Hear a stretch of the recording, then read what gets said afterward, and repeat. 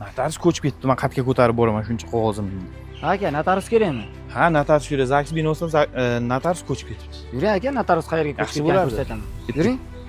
Notarius uchun ZAGS bürosiga kelib vaqtingizni ketkazishingiz shart emas. Sababi notarius Chimyonning Chimyon forum yoniga ko'chdi.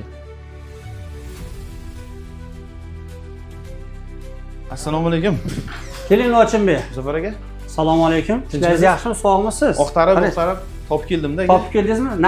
Nari joyga borsangiz yo'q ZAGS ekanmi? binosiga boryapmiz biz. Farg'ona Qog'ozlar tumani yozib qo'ysiz, biz ko'rmasdan kirib Ha, ketdik. yakka biz baqa ko'chganimizga e'lon qilib yozib keldik. Farg'ona tumani Chimyon forum binosiga ko'chdik. Biz bu yerda faoliyat yurityapmiz hozir. Xo'p, Muzaffar aka yangi joyga ko'chyapsiz aka. Xalqimizga, obunachilarimizga, bizni kuzatib turgan insonlarga, mashina bilan shug'ullanadigan insonlar bor. Sizni yerdan qidirib yurishmasin. Bularga o'z xizmatlaringiz haqida qisqacha ma'lumot bersangiz aka, buyuring. Rahmat Lochinbek, shunchalik e'tibor qaratib kelganlaring uchun. To'g'ri, biz ilgari Farg'ona tumani Soybo'yi nuqtai uzumchi ko'chasi ichkisiga o'sha ZAGS binosi davlat xizmatlarida faoliyat yuritamiz. Hozir o'sha remont ishlari bo'layotgan munosabat bilan biz manzilimizni o'zgartirdik. Hozirda Farg'ona tumani Chimyon nuqtai o'sha Chimyon forum Osoyishta ko'chasi 7-A-uyda faoliyat ko'rsatyapmiz. Notarial harakatlarni amalga oshiryapmiz. O'zi bilasizlar, hamma xalqlarda notarial harakatlar qanday harakatlar bor. Avtomashina olib-sotish shartnomalari, ko'chmas mulk olib-sotish shartnomalari, hadya shartnomalari, meros masalalari, vasiyat masalalari.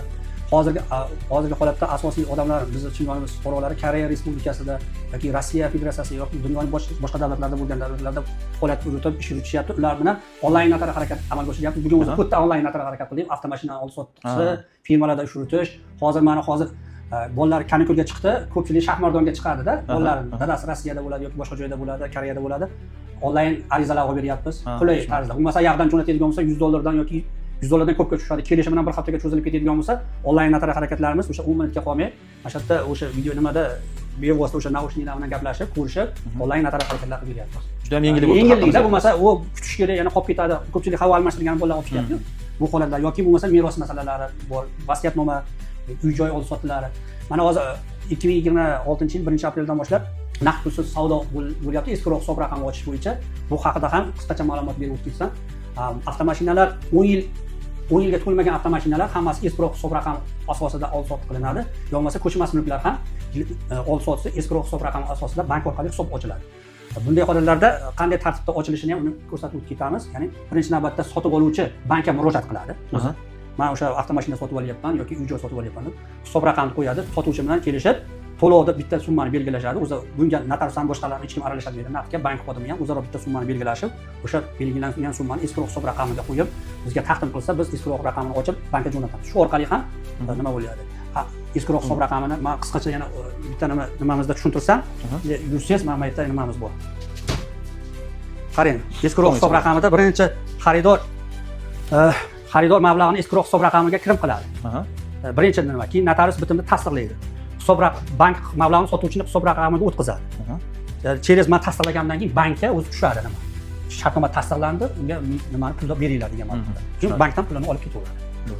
Endi qaysi holatlarda eskiroq raqami taqdim qilinmaydigan nimalar bor? 10 yildan o'tgan avtomashinalarga eskiroq hisob raqami taqdim qilinmaydi. Sotuvchi yo oluvchi yuridik shaxs bo'lsa ham eskiroq raqami talab qilinmaydi. Keyin naqd pulsiz savdo, ya'ni to'lovni kechiktirish holatlarida ham eskiroq hisob raqami taqdim qilinmaydi. Yana qaysi hollarda? Yana hozir yuridik shaxs bo'lsa, kredit hisobidan olib-sotdi, avtomashina olib-sotib bo'layotganda ham hisob raqami, eskiroq hisob raqami taqdim so'ralmaydi. Qisqacha shu odamlarimiz, fuqarolarimiz murojaat qilsa, bemalol qo'ldan kelgancha xizmatimizni amalga Ancha yengilliklar bo'ldi. Ancha yengilliklarimiz. Chimyonimiz markaziga yaqin joyda. Ha, shu bemalol kelishaveradi fuqarolar. Rahmat aka, ishlaringizga Salomat bo'linglar. Rahmat sizga. Notarius binosini endi yangi joyi Chimyon forumda yonida joylashgan. Chimyon markazidan kelganda 200 metrdan so'ng o'ng qo'lingizda joylashgan. Bu tomonimizda esa 15-maktab ketmasdan Agrobankning yonginasida.